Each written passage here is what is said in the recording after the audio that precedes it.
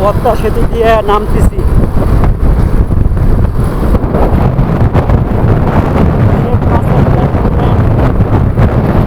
শেখ হাসিনা এইটা করছে সব জায়গায়, তার বাবার নাম, খালুর নাম, ভাইয়ের নাম, বাবুর নাম, দাদার নাম। মনে হয় দেশ তার স্বাধীন করছে 1971 সালে, তার 14 গোষ্ঠী অন্য কেউ এই দেশটাকে স্বাধীন করে। সব জায়গায় শেখ রাসেল, শেখ কামাল, শেখ শেখ সুলতানা, সবই শেখ শেখ শেখ শেখ।